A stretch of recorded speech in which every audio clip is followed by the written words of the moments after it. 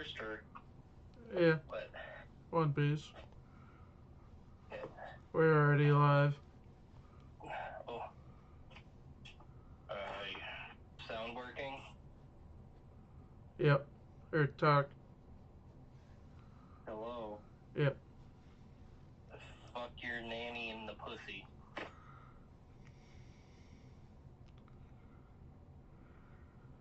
Hi, Mike.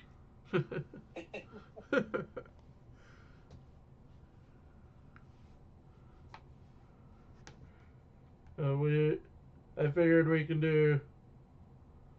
Um. Probably just. I can cover this week's and next week's movies since it's already into the new week. Mm-hmm. All right, ready to go? Yep.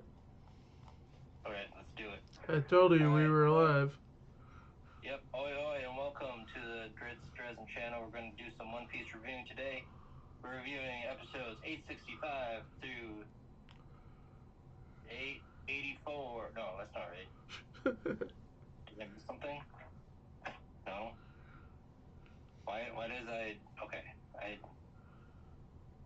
to 874 dyslexia. Oh my god, dyslexia. Dyslexia. I wrote until 784, but it's 874. Holy shit. Dyslexia is real, folks.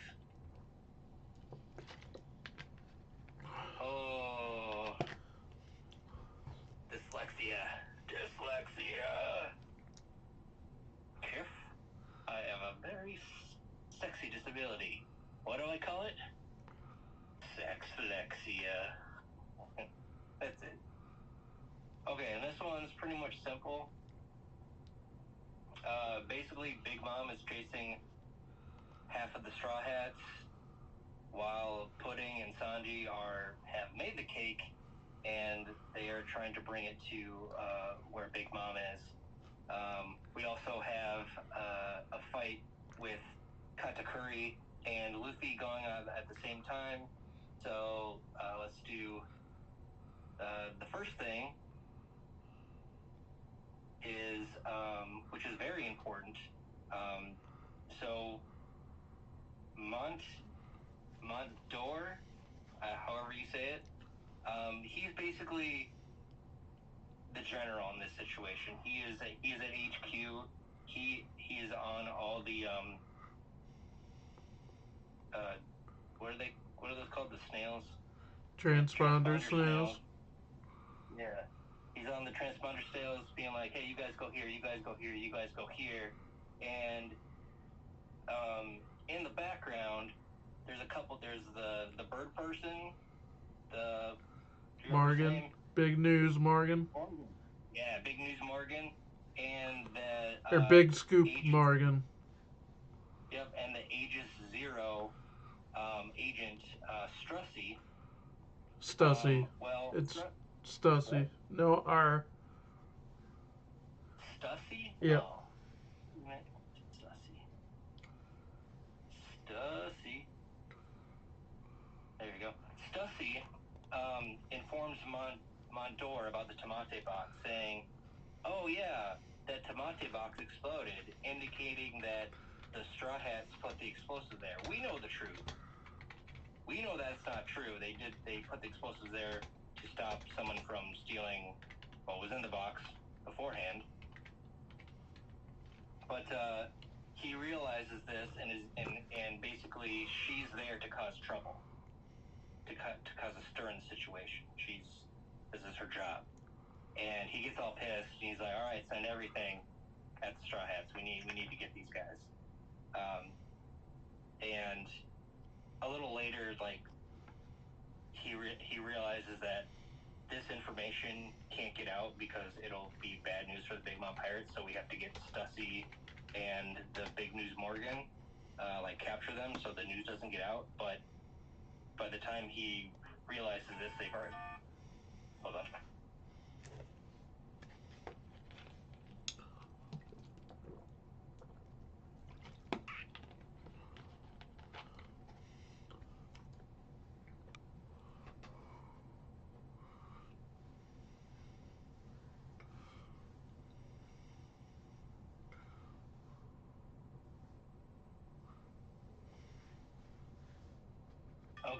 Um, anyways, by the time Mondor realizes this, they've already gone, and he's like, "Crap, we gotta find these guys. This news can't get out that we're being challenged by Straw Hat, and all this stuff went down." So that's a very big side note. We haven't obviously in these episodes we haven't seen the conclusion of that. But moving on, we got the battle between Katakuri and Luffy, and this is a battle of endurance. That's pretty much what it is. There's a point where one of Katakuri's sisters, her name is Flampe, she intervenes in the fight, causing Luffy to get stabbed, and he doesn't realize this until a little later. And he gets and she's doing it for his brother's affection, like, oh, he's gonna come and he's gonna love me and stuff like that. But he's actually really, really pissed off that she did that because it made it not a fair fight. So in response, he stabs himself in the same way that Luffy was stabbed with his own weapon to make it more even. And so during this whole time, Luffy is trying to focus.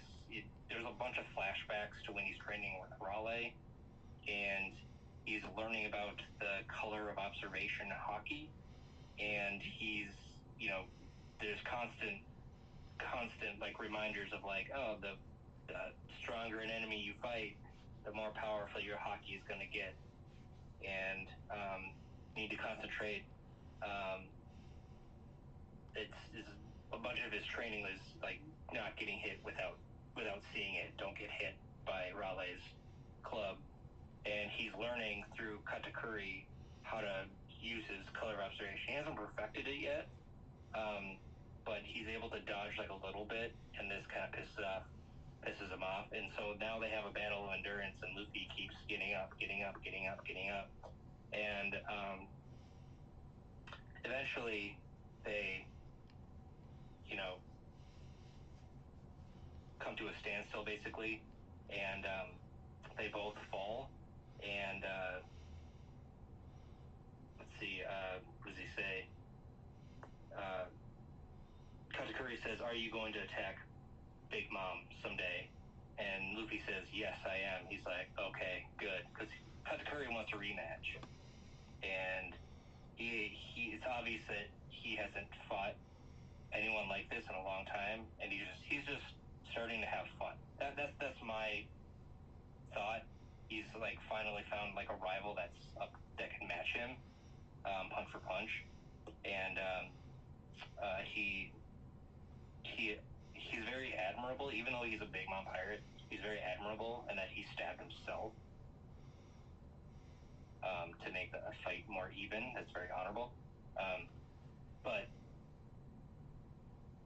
in Luffy fashion, he doesn't kill him, and Luffy passes out, and then Mistums, aka Peckums in disguise, rescues him, captures Broly so they can get out to the world. And his disguise is so bad, even Luffy recognizes him. Literally everybody recognizes him as Peckums right away. His disguise is so bad. But anyways, moving on. So that's that fight. Anyways, Big Mom is chasing the Straw Hats, and she's doing her fire attacks and stuff like that with Prometheus. I think this is where we see the Cloud dying. They kill the Cloud. I can't remember if it was in these episodes or last time we're talking about it. Anyways, the Cloud is dead, so now she's riding on Prometheus only, and she's very dangerous. And there's a bunch of fleets everywhere, and they're coming to the island and destroying the island. It's all like, oh my god, how are they gonna escape? Anyways, we meet some more sons and daughters and stuff like that. There's even dectuplets, which is 10. And they're just kind of there to surround the one mirror that Oven is guarding. He's like, everyone surround this mirror. Luffy's gonna come out at 1 a.m. and we're gonna attack him. And surprisingly, they actually actually get out at 1 a.m. and Luffy's done. He can't do anything else. All he can, he's on the verge of sleeping. Speaking from experience, this has happened to me like once or twice. I used to run in high school, and sometimes you do a workout and you give it your all, and then you're just so tired you just can't do it anymore. Good times. Anyways, that means he had a fun fight. He had a good fight. That's what it's all about. So the island is surrounded by ships and stuff. They're like, oh no, how are we gonna get the cake to Big Mom? But the cake is delivered to the Straw Hat ship, but it's on Beijei's ship, and then Beijei directs Big Mom away to a different island, while the Straw Hats go towards Coco Island to get Luffy. And there is also a scene where Sanji and Pudding, quote unquote, say goodbye to each other, and then Peckhams basically sacrifices himself. He turns into his Sulong self, and he's now able to control it because of Pedro dying for some reason. And Germa 66 arrives at the last second, causing massive damage to a bunch of the ships, and they're able to help Sanji and Luffy get away from Oven and the genie guy, and they're able to get Luffy gets back on the Sunny, and so that's fun. All while being chased by, Oven and just the other chick, Smoothie, and people like that. And the Nostra Costello, it sinks after it lands on the island where they want Big Mom to be. They take the cake off and stuff like that so she can eat it. It sinks, and so there's a little like Beijei's like, oh no, my ship is sinking. Oh no, this is horrible. This is blah blah blah. And we get instances of 1, 4, 2, and even his sister protecting Sanji while he's carrying Luffy, and even Judge protects the Sunny as well, pissing off the Big Mom Pirates, of course. But the Big Mom Pirates make a very intelligent move. They pincer the Straw Hat, or the Sunny, and so now they're surrounded. And how do they get out? Well, the Sun Pirates come from underneath the water. Wadatsumi attacks that childish giant sea person, and he attacks and causes a ruckus, allowing the Sunny to get away. And the Sun Pirates turn to Jinbei and say, "Hey, we want to be under you until you get out of the territory." And that was kind of their goodbye to Jinbei, and they're gonna try to help him escape. And cool. Did I miss some things? Yes, I probably did. Right, we had another Gear 4 Snake Man that we saw. The Luffy's another one of his Gear 4 forms.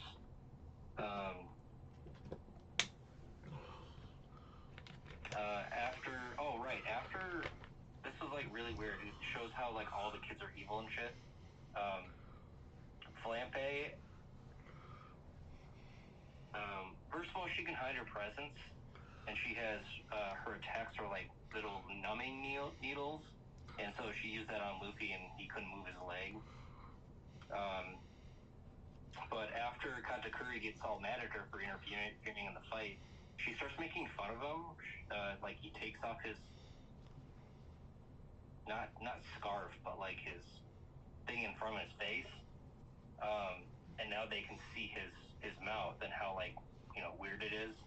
And she says, "Oh, you you look like a pelican eel. Oh, I'm gonna take pictures of you and send it to everyone. Because she's not getting her way. She's like only 15. And then she like threatens him with her needles. I'm gonna attack you with my needles. How dare you? Do you not do what I want you to do? She's just having a temper tantrum, basically, being a child. And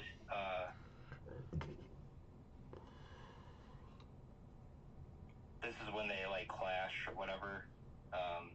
What is it called? The Emperor Hockey. Emperor Hockey. Yeah. So that knocks basically everyone out. And her like Flampe has a posse, and they're all just like laughing at him. And it's just like a laughing posse, like, oh my god, look at Luffy, he can't even stand up. They're all like, shh, don't let him hear us. That was really dumb. But what was significant about the fight between Luffy and Katakuri is that Katakuri finally falls on his back and he's defeated. And Ruli sees this and she's devastating, and then when she gets out, she tells everyone that Katakuri was defeated by Straw Hat, and so that pisses everyone off even more.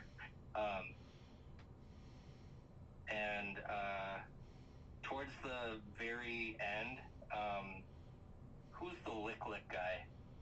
Sparrow. Sparrow? Yep. Sparrow. Prospero. It's a weird name. Prospero. When they're on the another, I forget what island they're on, but they're on a different island, so this is where they drop off the cake, and he says, crap, I have a really bad feeling because it's Beijing and he's trying to kill Big Mom, and he probably poisoned the cake. That's his fear. And so he's calculating three outcomes. First of all, the first one is it's poisoned and Big Mom dies from the poisoned cake. That's the first one. The second outcome that's possible is that the cake tastes bad and her hunger pangs continue because the poison makes it taste bad. And the third one is Big Mom survives. So those are the three outcomes, and he's predicting that like it's probably poison, and she's probably gonna die, most likely die, or the cake will taste bad and have hunger pains. Which is really shows his intelligence, even though he's a bad guy. He shows why he's the first son, and he was kind of trained to think strategically and try to, as a leader, you want to try to strategize any military plans and say, okay, what are the possible outcomes, and what can we do with these possible outcomes, and trying to think outside the box and trying to achieve victory as he's doing. But that's where we ended up. So we don't know at this point what's going to happen, but I think some more shenanigans are going to happen, and they're also predicting that, not Lola, but Chifron. her sister. Chifron. She says it's her duty to stop Big Mom there, and they were originally going to go to this alcohol island, but they went to this other island, Chifron's Island, which is farther away from Cacao Island, because she knows that as soon as she eats the cake and her hunger pangs are cured, she's going after Luffy like full tilt with her brain intact and her entire army there. She's going after them. So she goes to this island, and the risk is, hey, if she eats this cake, well, Chiffron is considered allied with Beijing to try to kill her, so she could kill Chiffron, like take her life or whatever. Or she'll go after Straw Hat, but it's her duty to stop Big Mom's hunger pangs, and she feels that it's her duty because it's her island. And Pudding asks. So that was it shows Chiffron's character, and we all know that Chiffron hates Big Mom, like she was treated horribly by Big Mom. So yeah, that was a mouthful. All right, cool. That was fun. Got to know some things, and gonna take a break for a week. I've already seen 2 episodes of Dan to Dan. Don to Don. Dan to Dan. Don to Don. Dan. If you listen to the opening, it's Don to Don. It's Dan Noodles. And I'm not gonna sing the opening because of copyright. It's so funny because that's how my dad pronounces. Oh, it's Dan. He always pronounces like foreign words wrong. He calls Chipotle, and I would order some Don noodles, and he'd be like, oh, Dan noodles, okay. And I'd be like, no, it's Don. That's how you say it. And he's like, Dan. Right. We'll probably review Don to Don season 1 on Friday. I've already seen it, so it's all on him to watch it. And then we're gonna go watch the movie Friday night, and then review it after we watch it. They're all gonna get eaten by squirrels. That's my prediction.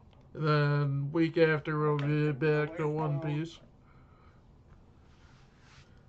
The week after we will probably finish Whole Cake Island. I hope so. I'm ready to move on. To the next one. Whatever that is. Is that what's that? There's a brief arc in the Levelly. The Reverie. With the summit. That's only 11 episodes, but technically, you only have to watch half of each episode, the first half, because it basically is, you already know, there's a lot of, it's already shown, like, there's people that know Luffy go into that. It shows, like, what each episode shows what each character is doing there. But then the second half is a recap of how they know Luffy. So only the first half of each episode is really relevant. The second half is just filler, basically? Yeah, a recap of every episode. Got it. How do I know you? Oh, yeah, you saved me from this thing. Oh, yeah, you saved me from this thing. And that's only like 11 episodes, then we'll head to Wano. Alright, cool. And then after that, the arc that's currently going might be done. So we might just go right on to that. If not, we'll just wait till Egghead is done. Okay. First for me. Let's move on to our podcast. Okay, bye. Like and subscribe if you want. You fat slobs. And if you're watching this podcast, you're probably a fat slob. I'm just gonna jump right into it. Thematic neutral. I have a few actual TV show news that would interest you, Mike. Fallout? Nope. Stranger Things. They announced the release date for the final season. Wow. And it's not gonna be, it's gonna be in 3 parts. I was trying to, they released a trailer for it. I think it was, first part's November 26th, if I remember right. Second. It's November. Are you serious? Second part is Christmas Day. And third part is New Year's Eve. Oh my god. If I remember right. Oh yeah. Yeah, Stranger Things is gonna come out in 2025. Yeah, in fucking December. Yeah, fuck that. I hate when they do that. Oh, it's coming out next year. But they make it. They'll announce it like January 24th, 24. Oh yeah, Stranger Things is coming out next year. Oh sweet. Like in a year from now? No, in about 2 years. And then Uh, Another thing that would interest you, it just popped up on my Facebook feed as you're going through One Piece. Gen V season 2 got a release date as well. Gee, that's my favorite show. September 17th is when it will be released. Or when it will start being released. So we don't have to wait nearly as long as Stranger Things.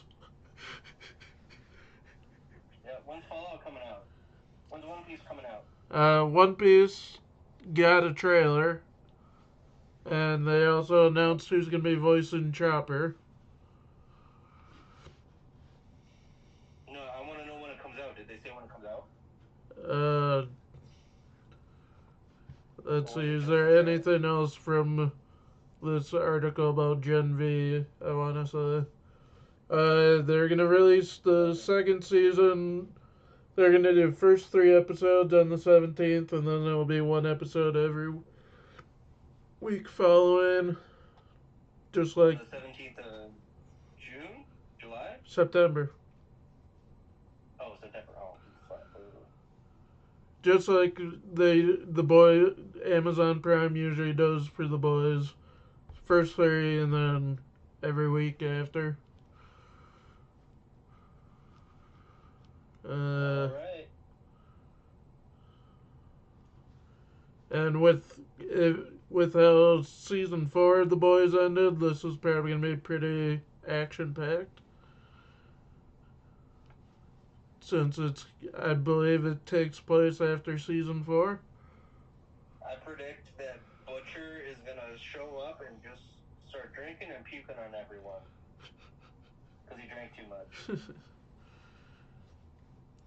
That'll be his new superpower. And a little bit of anime news. Not it's not it's the voice actor Ken Shirayama passed away. I haven't had a chance to look at if you'd know him from anything. He voices a character in Naruto. One of the Sand Village elders. Oh, okay. Uh,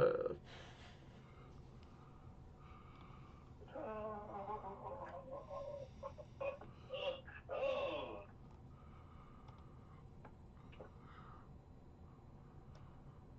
since you're usually watching Japanese, I figured. Yep. But he also voiced in the Japanese dub Eustace Begg from Courage the Cowardly Dog. Okay.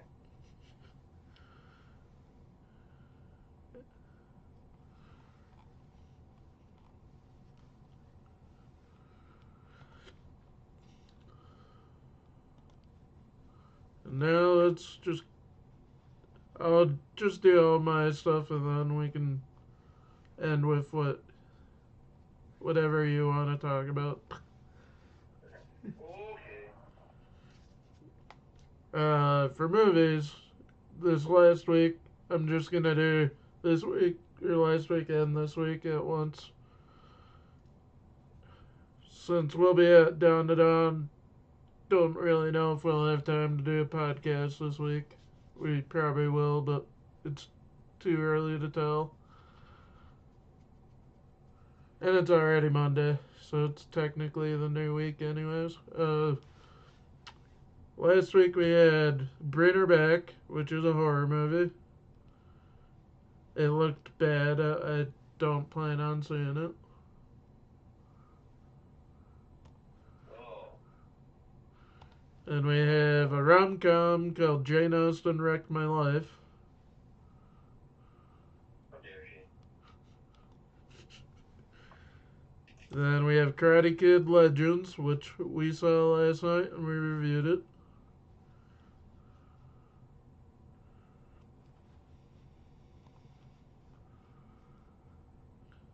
Then we have Ghost Trail, which is a investigative mystery thriller.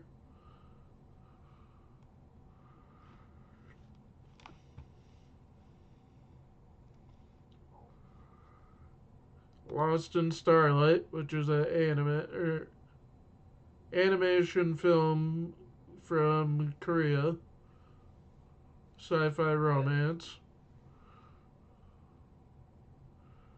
I almost said anime until I saw it was Korean or Japanese anime. I mean, then we have Mountainhead, which is a rich dude's comedy with Steve Carell. Oh, wow.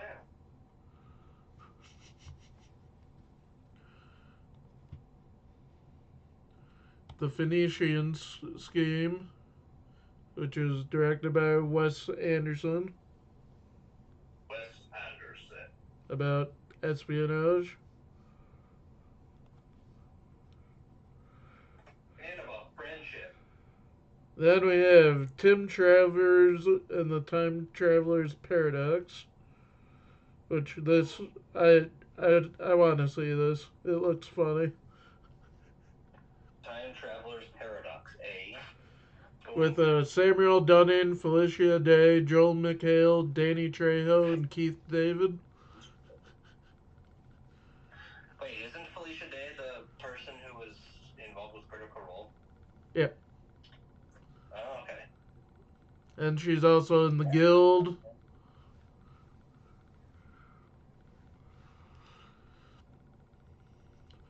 And Joel McHale from Community.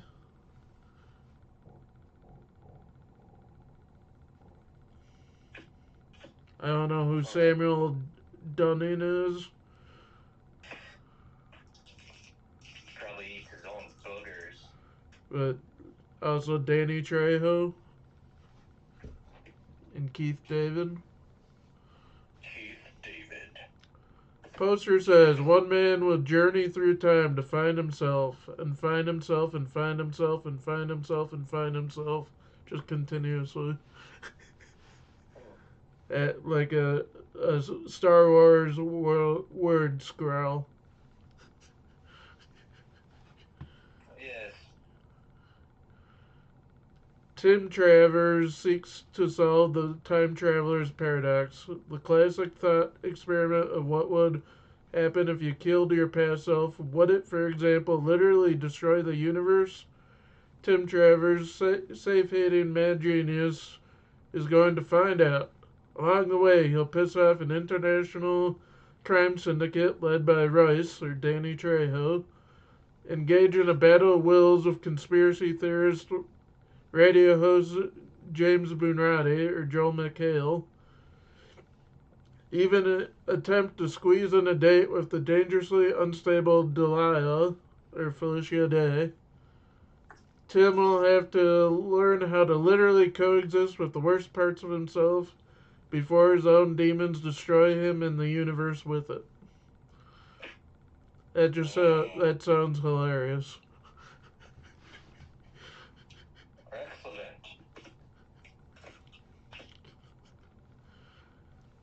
And then we have Tornado, which is a samurai western film.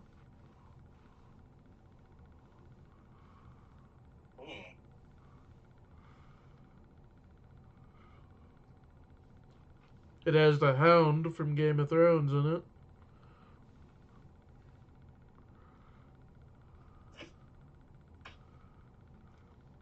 Oh, that's cool. And then June 5th, we have the Dogma Resurrected re-release, which we've already seen again. Seen it. Pass. And June 6th, we have From the World of John Wick, Ballerina, starring Ana de Armas. We know one person that will want to see that.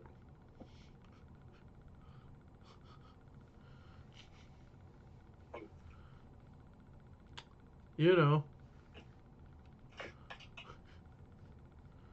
our Mm, our third person's wife.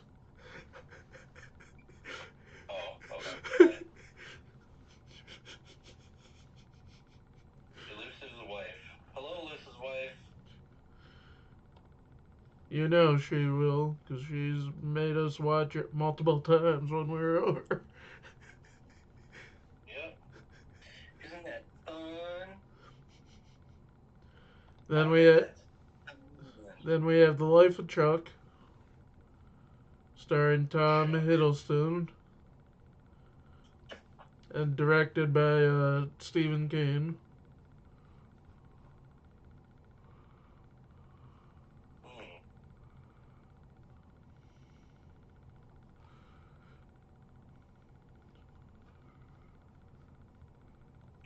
Which I saw was the mystery movie for tonight, which I didn't go because I was working.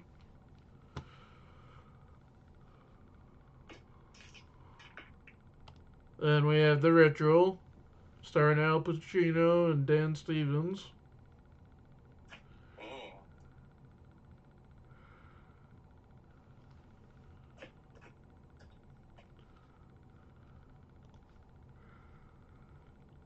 Hooah. Then we have Baron's Cove, starring Hey. Garrett Hedlund No, and you know, Stephen Lane. What? I just turned 70 years old. I just had a child. Oh yeah. Sorry, I interrupted you. That's my bad. Then we have The Big Deal, Really big deal. about a soju company in the 1990s, a Korean thriller. Whoa. This guy looks familiar for some reason. One of the main leads.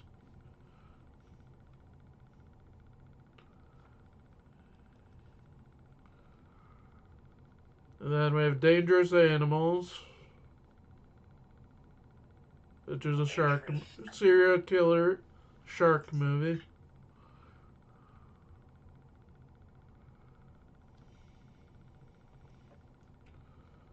Then we have Emmanuel, a sultry drama. Thought it said slutty instead of sultry. A slutty drama. That's a drama I want to see. Bunch of sluts running around. No, you can't do that. That's my man. No, you can't do that. Then we have a movie star and an actor I haven't heard about in a long time, John Van Damme. Whoa. I haven't heard that name in a long time. Uh, movie starring in The Gardener, an action comedy. Mm. Then we have I Don't Understand You. I saw a trailer for this. It looked kind of funny. Starring Andrew Rannells and Nick Kroll. Nick Kroll. They basically go to Germany and they don't understand what anybody's saying and they accidentally kill somebody. Oh. That's why it's called I Oh. Don't Understand You, because they don't understand anybody either. It looked kind of funny. Happens. And then lastly, we have Predator Killer of Killers. There's released on Hulu, or that will be. It's an animated Predator movie. Okay. I like Predator. Predator's legit. Get to the chopper, and if it bleeds, we can kill it. And on Thursday next week, we have Deep Cover starring Orlando Bloom. Orlando Bloom. Oh man.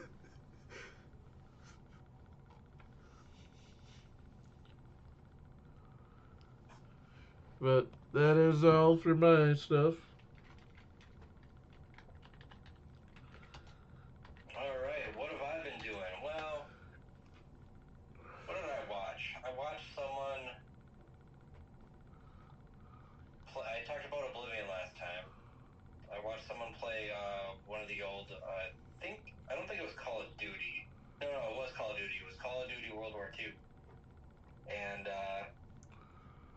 I think it came out in like about around 2017, 2018. Very like underrated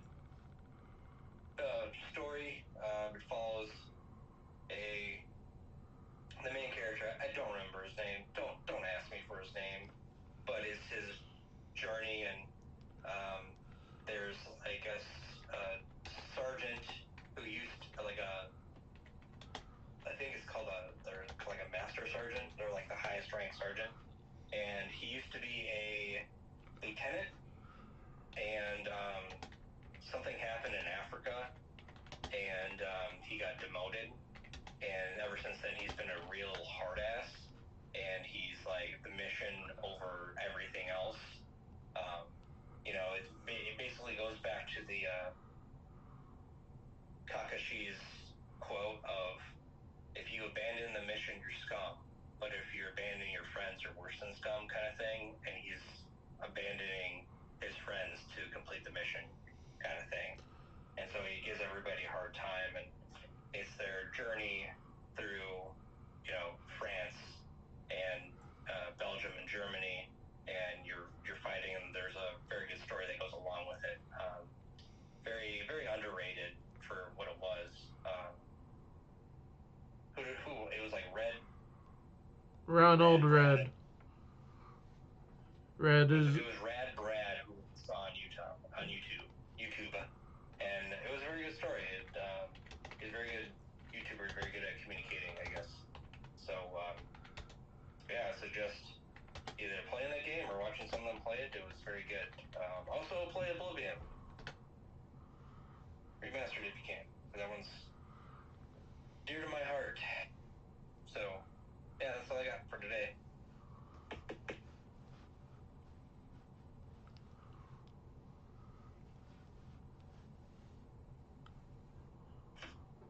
And for me, for YouTube channel, I've been watching a lot of videos from a YouTuber named Mr. Ballin, which he like finds very strange and mysterious, like murder mysteries or any mystery. Just goes into a very deep dive about it.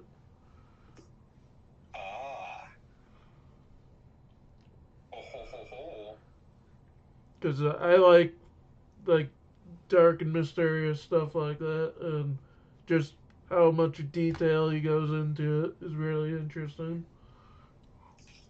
Oh, sweet.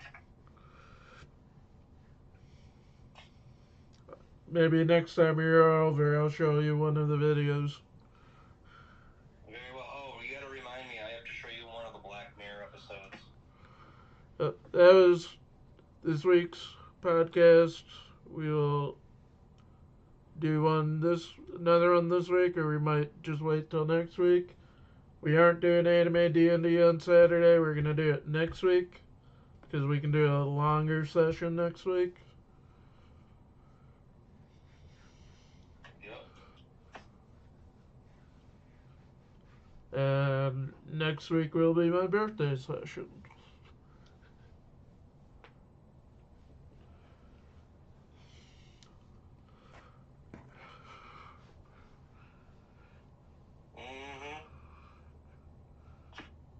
Before that, I might play some Tales of Symphonia or something.